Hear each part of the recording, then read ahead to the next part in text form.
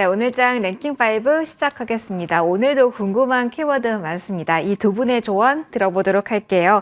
RBK 투자증권 영업부 박근영 부장, 헤르메스닥 하창한 본부장 인사 먼저 나누겠습니다. 두 분 어서 오십시오. 안녕하세요. 안녕하세요. 자, 오늘 오후 들어 시장 분위기 좋습니다. 하나씩 키워드에서 시장 접근할 전략의 힌트 가득 드려볼게요. 5위부터 열어보겠습니다. 에코프로 머티리얼즈 덕에 반등 꿈꾼다 라고 저희가 헤드라인은 달아봤고요. 2차전지에 대한 이야기를 시작할 겁니다. 박근혜 부장님께 첫 번째로 2차전지 분위기 좀 질문을 드릴게요. 오늘 지수가 이렇게 강한 빨간불 보이는 이유가 2차전지의 상승 때문인지, 그리고 2차전지에 대해서 분위기가 이렇게 나타나는 것은 에코프로 머티리얼즈의 오늘 상한가 진입 의미가 큰지 궁금합니다. 해석 먼저 해주실까요? 네, 오늘 에코프로 머티리얼즈가 이틀 연속 급등세이기 때문에 2차전지 관련 섹터에 긍정적인 분위기가 역시 나타난다고 볼 수 있는데요. 환경 자체는 아주 녹록하지 않은 환경임이 분명합니다만 워낙 낙폭 과대이기도 하고, 그리고 셀업체가 상당히 좀 좋은 OPM, 그러니까 영업이익률을 일부 이제 보여줬습니다. 삼성 SDI가 셀업체로서 7.7%의 OPM을 보여줬기 때문에 이 견조한 영업이익률을 그대로 구가하고 있다는 점을 역시 보여줬고, 양극재 쪽은 10월에도 수출 지표는 조금은 좋지는 못했어요. 2022년 4월 이후에 최저치를 기록하면서 주가들이 또 미리 많이 빠져 있었던 상태이기 때문에 이 바닥론에 대한 이슈가 계속적으로 벌어지고 있는 상태입니다. 물론 4분기 정도도 크게 이게 양극재 쪽의 수출량이라든지 그다음에 단가가 아주 많이 좋아지기는 조금 쉽지 않은 국면일 수는 있습니다만, 전기차 수요라든지 그다음에 리튬 가격에 대한 실적 부분, 그리고 IRA 관련된 정책 부분에 대한 부분들이 이제 변수로 이야기되고 있는데, 사실은 수요 같은 경우는 올해 대비 내년은 좋아질 거로 보고 있어요. 일부 증권사 리포트들도 최근에 이제 좀 약간의 수요 둔화와 그다음에 일부 OEM, 그러니까 자동차 완성차 어떤 회사들의 약간의 지연되는 모습들이 결국은 노르웨이나 이런 쪽을 봤을 때 2016년 정도에 약 17% 정도의 전기차 침투 이후에 전반적으로 캐즘이라는 단어가 나오면서 약간의 조정기라든지 쉬는 구간 이후에 다시 한번 2017년도부터 급격하게 수요가 증가됐다는 점을 이야기를 들고 있습니다. 그래서 이런 부분을 봤을 때 올해 어느 정도 하반기에 약간의 좀 쉬어가는 구간이 역시 나올 수 있다고 보는데, 근데 이제 리튬 가격이 가장 좀 중요한 부분인데요. 약간씩 떨어지고는 있습니다만 그 폭은 상당히 좀 제한적일 것 같고, 현재 리튬 가격은 중국 탄산 리튬 가격 기준으로 하면 14만 위안 정도 수준대에 있습니다만, 리튬 생산업체들의 캐시 코스트가 약 한 8에서 10만 위안 정도로 보이는 것 같아요. 그러다 보니까 전반적으로 향후에 리튬 가격의 하락폭이 좀 제한적이지 않느냐, 이렇게 이야기 나오는 것 같고, 또 알보말에 따르면은 전체적인 양극재와 리튬 업체의 리튬 재고가 매우 낮은 수준이기 때문에 리튬 가격이 언제든 안정화될 수 있는 환경이라고까지 언급을 하고 있습니다. 더군다나 해외 기업은 SQM이라는 회사가 있는데 이쪽도 리튬 가격과 동행하고 있는 모습을 보이고 있는데, 지금 중국 스파크 관련된 부분에서도 여러 가지 부분을 보이고 있지만은 지금 티어 1 업체들의 평균 리튬 생산 원가가 킬로그램당 18에서 20달러 정도 수준이고요. 앨범말 같은 경우도 약 23달러 수준이거든요. 그러다 보니까 지금 현재 리튬 가격의 저점 통과와 함께 주가의 저점 역시 확인될 것으로 시장은 예상하고 있기 때문에 향후 5년간 글로벌 리튬 수요는 연평균 최소 20% 이상 성장을 전망하고 있고, 또한 이제 SQM의 리튬 캐파 계획도 올해는 21만 톤 정도 수준이지만 내년에는 24만 톤, 그리고 25년도에는 26만 톤 정도 이야기되고 있는데, 수요 성장률을 다소 좀 하회하는 공급 증가율을 이야기했어요. 그러다 보니까 리튬 가격의 반등에 대한 이야기도 충분히 지금 이야기를 하고 있는 국면이어서 다소 좀 2차 전지 쪽이 낙폭 과대이기 때문에 아마 이런 부분에서 저점 찾기에 대한 이유가 되고 있으면서 에코프로 머티리얼즈가 일단 상한가 수급 쪽으로 끌어주고 여기에 대한 반등 국면이 양극재나 셀업체가 나타나고 있는 것 같습니다. 일단은 양극재하고 셀업체를 비교를 하자면 그래도 셀업체가 그래도 아까 OPM 마진이 굉장히 좀 견조하게 나왔다는 점에서는 당장 양극재보다는 셀이 조금 더 나아 보이는 업종이긴 한데, 그럼에도 불구하고 양극재 부분들이 워낙 이제 낮게 거래되고 있어서 이렇게 된다면 밸류에이션 PER 된 고평가 영역에서 다소 조금은 좀 완화될 수 있는 밸류까지 좀 빠졌다는 점에서는 조금 리바운드 관련된 부분을 볼 수 있죠. 그런데 4분기 숫자가 조금 아직도 QOQ 대비해서 한 15% 정도 가격적인 부분이 조금 더 빠질 수 있다는 분야가 나오기 때문에 재고 소진이 된다면 이게 바닥이겠지만 약간의 QOQ에 대한 4분기 실적에 대한 우려도 약간 있다는 점에서는 다중바닥을 좀 만들 수 있는 국면이 있습니다. 그러나 이제 어느 정도 재진입하면서 비중을 조금 늘릴 수 있는 국면도 될 수 있지 않을까, 이렇게 판단됩니다. 알겠습니다. 오늘 장에서는 어떠한 성격을 가지고 있는지 그 흐름들에 대해 좀 체크를 받아봤습니다. 본부장님과도 이야기를 이어가 보도록 할게요. 그러면 본부장님, 오늘 나온 빨간불의 연속성은 어느 정도 무게감으로 보시는지 궁금하고요. 사실 저희가 반도체에 대한 이야기도 잠시 후 담을 건데 그것도 궁금해요. 반도체에서 챙기자라는 시선이 나오면서 일시적으로 2차 전지에 대해서 들어온 건지, 그러면 그 사이에 수급 이동과 함께 트레이딩을 신청을 우리가 해야 되는지, 아니면 2차 전지 안에서의 흐름을 조금 더 주목해야 되는지, 어떻게 전략에 대한 포인트를 가져가면 좋을까요? 일단은 뭐 반도체에서도 일부 넘어왔다라고도 볼 수는 있는데 네. 뭐 그럼에도 불구하고 반도체도 뭐 나쁘지는 않은 상황이죠. 대신에 이제 HBM 쪽에서의 움직임이 좀 다소 둔해지면서 특히나 이제 소켓 쪽 같은 경우도 지난주까지만 하더라도 굉장히 강했는데 오늘 같은 경우는 좀 차익이 나오고 있는 상황이거든요. 그래서 그런 부분에서 본다라고 한다면 일단은 2차 전지 쪽이 단기적으로 좀 더 강하게 움직일 수는 있겠죠. 근데 사실 그것도 이제 다음 거래 정도일 확률이 높다. 왜냐면 또 이제 엔비디아 또 실적 발표하고 나면 또 반도체 쪽으로 만약에 좋은 긍정적인 이슈가 있을 가능성이 좀 높다고 보고 있거든요.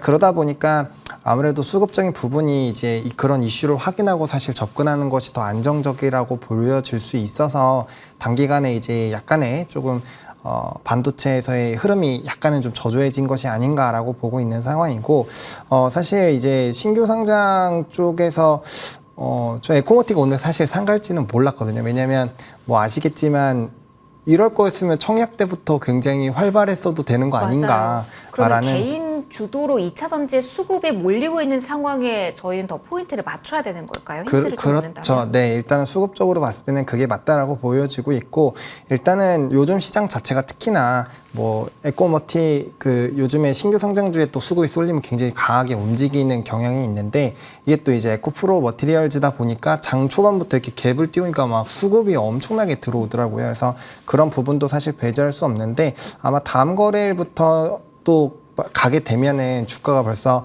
당일 이제 상장하고 당일에 좀 빠졌다가 주가가 올라가기 시작을 했었기 때문에 거의 뭐 수익률로는 80%에서 100%가 넘어가는 상황이거든요. 그래서 그 정도면은 최근에 신규 상장주들이 좀 잘 나가더라도 일부분 그 부분에서는 좀 차익이 많이 나왔다라는 부분을 좀 체크를 해보실 수가 있고, 그렇게 됐을 때는 아마 이제 반도체 쪽으로 한 번 더 다시 좀 턴을 넘겨주는 이런 움직임도 나올 수 있기 때문에 지금 2차 전지 쪽이 너무 이렇게 핫하게 움직인다고 해서 너무 급하게 들어가시면은 안 된다라고 보여주고 있는 상황이고, 그렇다고 해서 뭐 반도체도 지금 뭐 무조건 안전하냐? 그건 또 아니겠죠. 그래서 반도체 같은 경우도 사실 이제 엔비디아의 이런 가이던스 발표 이유가 변곡점이 될 수가 있는 상황이어서 그 부분을 낙관은 하되 이제 결과를 확인하고 사실 접근하는 것이 더 맞다라고 말씀을 드리고 싶습니다. 그러면 2차 전지와 반도체 사이에 어떻게 전략 구사할지 많이들 궁금하실 것 같아서 저희 마침 다음 키워드가 반도체거든요.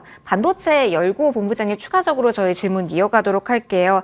반도체 뭐 오전에 약간 주춤하나 싶었는데 살아나는 종목도 물론 있죠. 하지만 궁금한 건 이 대장의 역할을 연말까지 어느 정도의 무게감을 가지고 해줄지, 그리고 2차 전지 사이에서 어떻게 대응할지 궁금하실 것 같습니다. 본부장님 그러면 이어받아 주세요. 이게 가장 궁금해요. 2차 전지도 조금 더 봐야 되는 상황, 그렇다고 반도체도 안전하지 않은 상황이라고 아까 힌트를 주셨잖아요. 그러면은 2차 전지를 빠르게 빠져나와야 될 그 타이밍은 어떻게 저희가 잡으며, 반도체에 대해서 매수 타이밍은 지금은 어떻게 잡으면서 어떤 포인트를 봐야 되는 걸까요? 사실 이제 제가 위험하다라고 말씀을 드렸던 부분은 제가 좀 많이 강조를 드렸던 HBM 쪽이에요. 그러니까 이 엔비디아에서의 가이던스가 만약에 우리와 예상과는 다르게 뭐 일단 신제품을 꺼내놨다라는 걸로 봤을 때는 가이던스 자체를 굉장히 강하게 할 확률이 높다라고 저는 생각을 하고는 있습니다만, 그게 이제 아니라고 만약에 판명이 됐을 때는 일부 차익이 나올 수가 있거든요. 그렇게 됐을 때는 뭐 삼성이나 하이닉스 쪽이 강하게 빠지기보다는 오히려 소부장 쪽에서의 좀 강한 차익이 나올 수가 있어서 그 부분은 조금 염두를 해보시면 좋을 것 같고, 뭐 2차 전지 언제 팔아야 되느냐라는 고민이 생기실 수가 있는데, 저는 뭐 일단은 단기적으로 수급 쏠림에 따라서 굉장히 급등이 나오고 있기 때문에 오늘 종가에서 일단은 당연히 상한가가 지켜지는지 체크를 해보셔야 될 것 같고, 그게 아니라고 한다면 내일 정도 시초에 좀 일단 절반 이상씩은 좀 차익을 하면서 분할 매도의 관점으로 보시는 게 맞지 않을까라는 생각이 있거든요. 그래서 일단 한번 짧게 끊어주고 현금화를 하셨다가 다시 재접근하는 거는 그게 뭐 어렵지는 않습니다. 현재 상황에서. 그래서 그렇게 좀 접근을 해보셔도 괜찮지 않을까라는 생각이고요. 반도체도 마찬가지입니다. 반도체도 지금 만약에 정리를 하시거나 현금화를 하셨다면은 지금 바로 잡으실 필요는 전혀 없죠. 엔비디아 실적 발표랑 가이던스를 명확하게 확인을 하신 다음에 그 다음에 이제 충분히 쫓아가셔도 좀 늦지 않다라고 보여줄 수가 있고, 특히나 이번 주 같은 경우는 미국장이 좀 짧게 끝나잖아요. 네. 하루는 휴장을 하고 하루는 또 빨리 폐장을 하기 때문에 결국엔 이제 반도체 쪽에 가려면 미국장에서 엔비디아라든지 이런 반도체 쪽 관련된 필라델피아 지수도 좀 튀겨줘야 되고 그런 부분이 필요한데, 일단 미국장에서의 이런 지금 흐름 자체가 약간 소비 쪽으로 완전 흘러가고 있는 상황이어서 아마 이번 주에 이런 실적 발표 이후에 약간은 그 탄력도가 또 떨어질 수도 있거든요. 그래서 그런 것까지 좀 감안하셔가지고 너무 급하게 담으실 필요 없고, 다음 주 어차피 이제 엔비디아에서 가이던스 잘 나오고 하면 수요와 공급단에서의 이런 이슈가 계속적으로 나올 수밖에 없는 지금 AI 상에서는 충분히 좀 이벤트가 될 수 있다. 다만 이제 조금 하나 걸리는 거는 마이크로소프트가 이제 자체 AI 칩을 공개를 했잖아요. 그게 이제 앞으로 엔비디아의 물론 지금 당장은 공급 부족이 워낙 강하기 때문에 그 부분에서의 문제가 발생하진 않겠지만 추후에서는 이게 영향을 줄 수도 있기 때문에 그 부분에 대한 비중을 좀 체크를 해보실 필요가 있지 않을까라는 생각입니다. 반도체도 급할 건 없다. 하나씩 확인해 가면서 대응하자라는 이야기였습니다. 그러면 미국장 영향을 크게 받기도 하고 그 이슈를 많이 보실 것 같아서 박근영 부장님과 함께 저희 화요일, 수요일 연이어서 있는 이슈를 어떻게 단기적으로 볼지 정리를 부장님 좀 해보려고 합니다. 일단 내일은 반도체 소부장 ETF가 굵직한 ETF가 두 가지가 출시가 됩니다.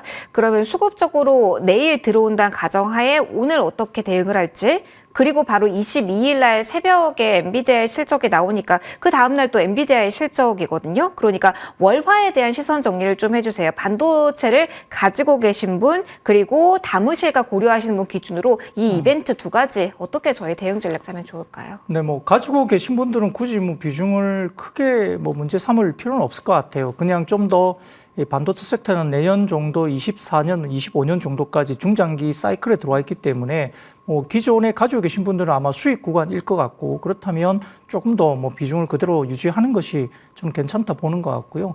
엔비디아 실적 발표 관련된 부분들이 변수는 될 수 있습니다. 기대치가 워낙 높기 때문에 뭐 가이던스가 어떻게 나오냐에 따라 변수가 돼서 아까 말씀하셨던 것처럼 뭐 소부장의 변동성이 커지면서 빠질 수도 있는 국면도 될 수 있고, 또한 뭐 내년에 강력한 가이던스도 준다면 오히려 더 올라갈 수 있는 변수도 될 수 있기 때문에 그 엔비디아 관련된 실적을 좀 확인하고 신규 진입은 해도 좀 늦진 않다 생각이 듭니다.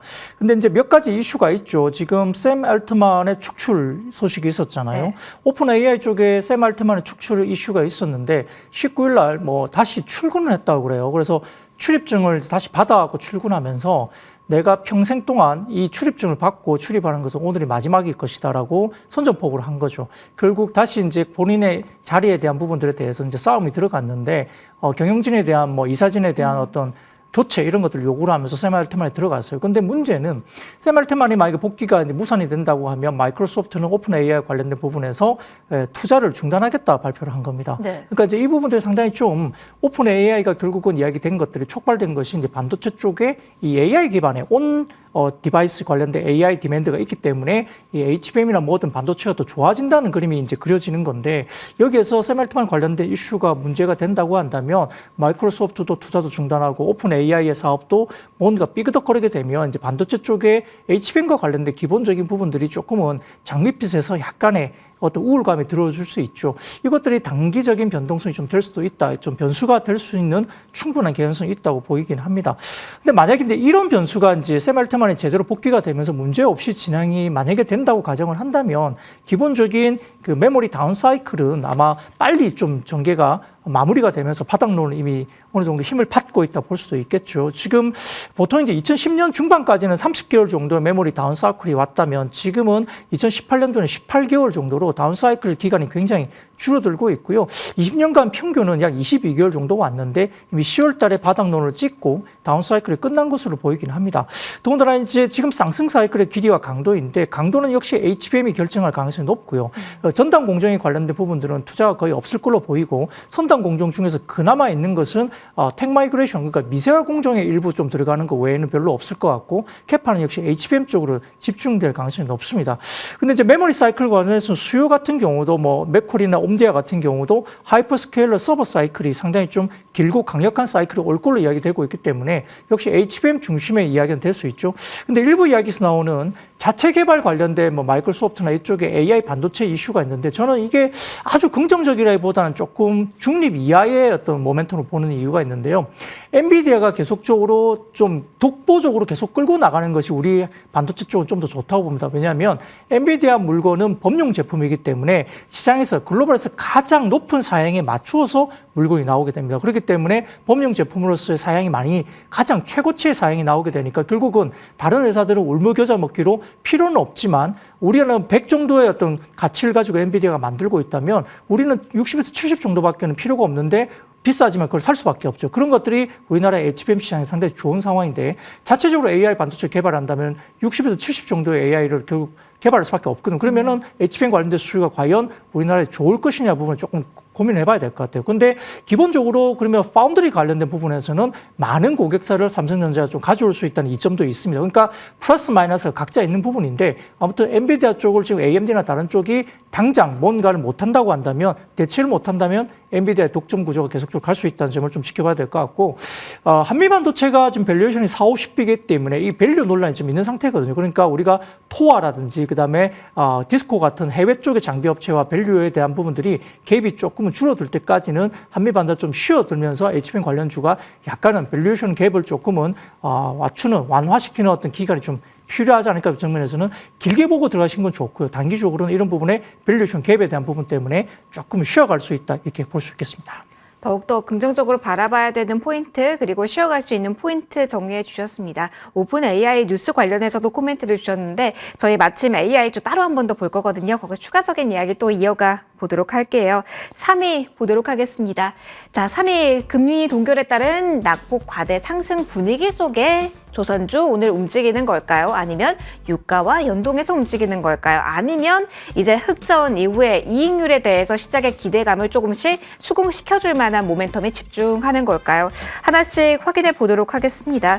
본부장님, 조선주에 대한 그 성격 먼저 궁금해요. 오전에 하나오션 필두로에서 오름세 훨씬 더 강화되고 있어서 오늘 뚜렷하게 이게 강력한 트리거예요 라고 볼 만한 요인이 있는지 아니면 시장 분위기가 낙폭 과대에 대한 순환매인지 그 성격을 알아야지 투자자분들이 활용을 좀 하실 수 있으실 것 같아서요. 어떻게 저희 분석을 해야 될까요? 일단은 큰 이런 이슈 자체의 변화가 없었기 때문에 일단은 이제 개별적인 요인들에다가 좀 수급까지 쏠리는 흐름들이 나타나면서 좀 반등이 나온 것 같고요. 또 최근에 이제 바닥권에서의 좀 기술적 반등이 강하게 나오는 산업들이 좀 늘어나고 있다 보니까 그러한 분위기도 좀 영향이 있지 않을까라는 생각이 듭니다. 근데 사실 이제 조선업 같은 경우는 장기적인 관점으로 보면 펀더멘털상 지금 이제 과거에 좀 많이 재무적으로 무너져서 그렇지 최근의 기조를 보면 그렇게 나쁘다라고 보기는 어렵거든요. 왜냐면 국제회사기구에서 계속적인 환경 규제를 강화를 하고 있는 상황이고 거기에 따라서 이제 노후 선박들은 친환경선으로 교체를 해야 되는 그런 상황이 만들어지고 있는 상황이죠.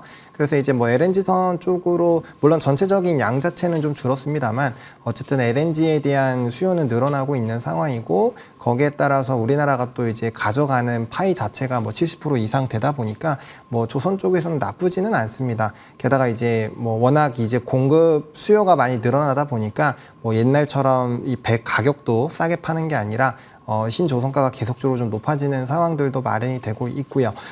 다만 이제 이 배 산업 같은 경우는 헤비테일 산업으로서 이제 거래 인도가 한 3-4번 정도가 되고요. 마지막에 이제 배를 실질적으로 인도를 할 때 이제 장부 대금이 많이 늘어나는 구조여서 이 이 장부가의 이런 변화들이 나타나는데 좀 상당 기간 좀 시간이 필요하다는 점이 좀 있다라는 것들 좀 참고해 보시면 좋을 것 같고 3분기 때까지만 하더라도 이제 이 5사에 대한 이런 영업이익의 전망치가 상당히 좋지 않아서 거기에 따른 좀 일부 차익들이 좀 많이 나왔다라고 보시면 좋을 것 같고 아마 내년은 올해보다 더 좋다라는 평이 많이 있는 상황이어서 뭐 충분히 뭐 이제 관심 있게 보셔도 괜찮을 것 같고 뭐 한 3년, 4년까지 본다라고 한다면 뭐 충분히 지금 자리는 엄청나게 싸다라고 볼 수 있는 자리라고 생각을 하고 있거든요. 앞으로 환경에 대한 규제는 더 심화가 될 것이고 또 최근에 이제 뭐 플랜트 관련된 기대감들도 좀 붙어주고 있는 상황이어서 그런 부분들로 본다라고 한다면 뭐 충분히 조선 업황 자체에 대한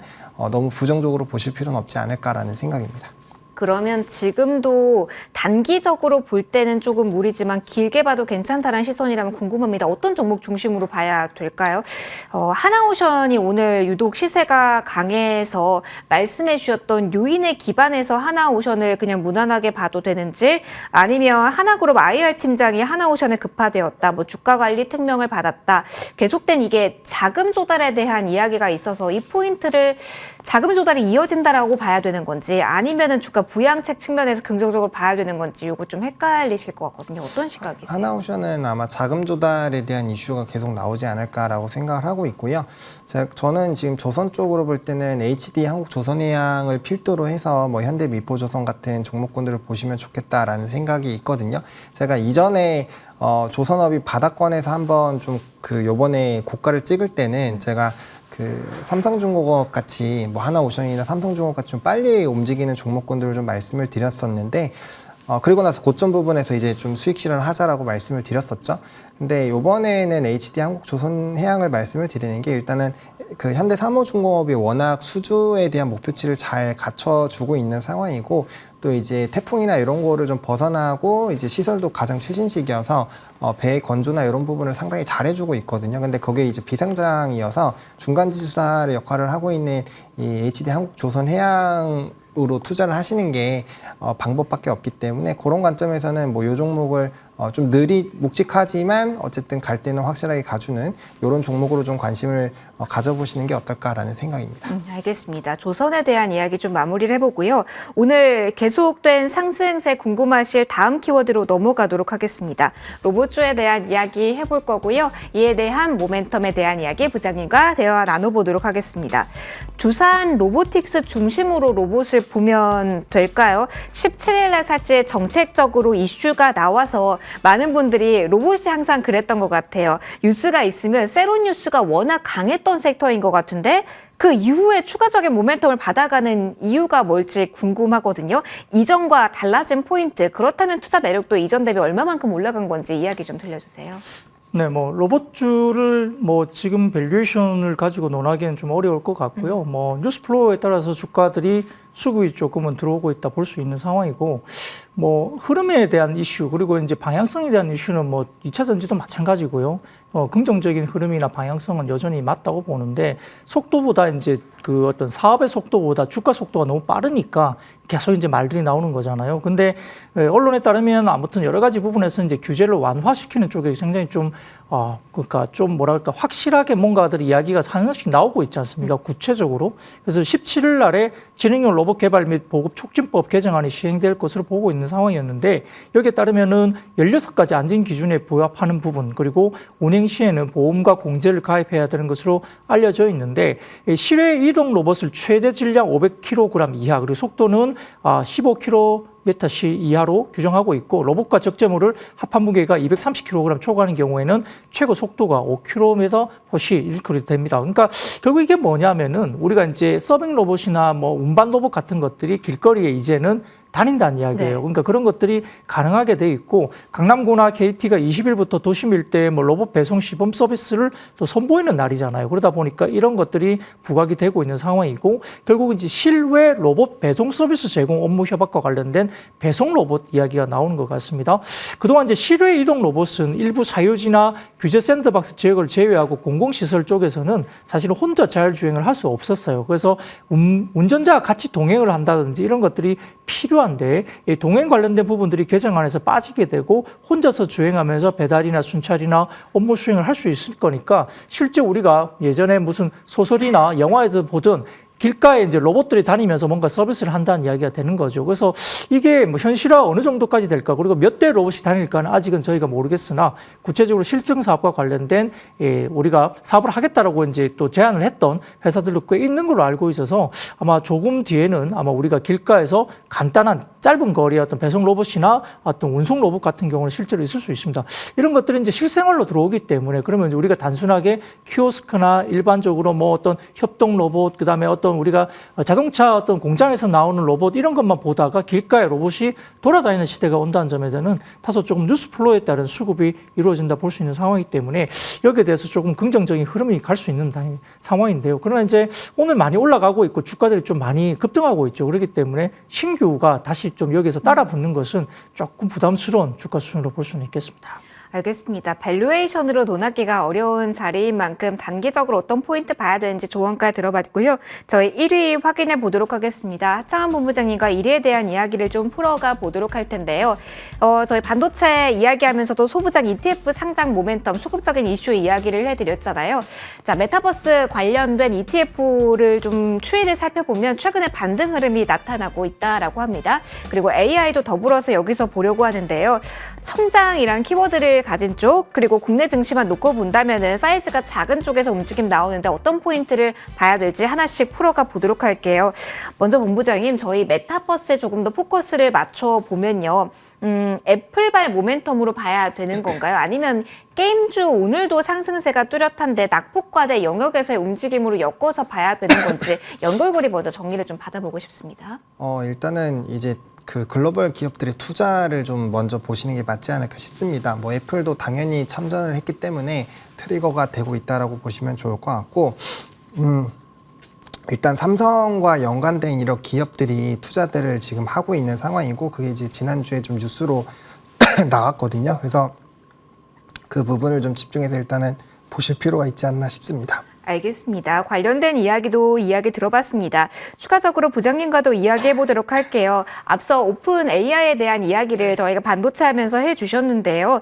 그러면은 반도체 HBM 키워드가 아니라 조금은 말랑말랑한 소프트웨어 쪽으로 엮이는 쪽은 어떤 반응을 저희가 예상을 하면 될까요? 오늘장만큼은 관련된 이슈에 크게 요동치지 않다라고 봐도 무관하려는지요? 네, 사실 최근의 움직임은 가상화폐가 많이 오르니까 메타버스라든지 게임주가 같이 좀 연동해서 움직이는 수급적인 요인은 제가 좀 체크를 먼저 드릴 것 같고요. 네.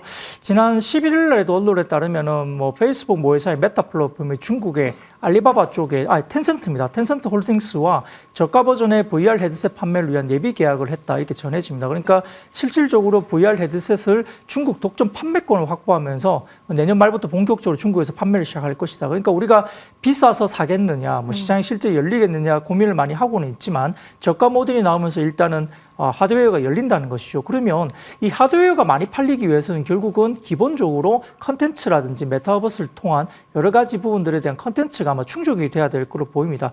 여기에 따라서 중국 시장을 겨냥한 VR 헤드셋이 메타의 최신 모델인 퀘스트 3보다 훨씬 저렴한 렌즈가 탑재될 걸로 보이고, 지난 9월달 출시한 퀘스트 3보다 가격이 훨씬 낮을 것으로 보인 거기 때문에 메타 같은 경우는 15년 만에 중국에 이제 다시 진출을 하게 되는 계기가 됩니다. 그렇다면은 최근에 정부가 게임이나 디지털 컨텐츠 관련된 규제를 중국 쪽에서 좀 강화하고 있다는 점 때문에 메타의 헤드셋이 중국 시장에 진출할 수 있는지는 약간의 미지수다 이야기가 또 나오고 있는 상황이기 때문에 너무 긍정적 편향으로 따라가기는 좀 쉽지는 않겠습니다만, 그럼에도 불구하고 가상화폐가 올라가고 AI나 메타버스나 게임주들이 같이 좀 연동해서 주가들이 움직인다는 것도 좀 말씀드리겠고요.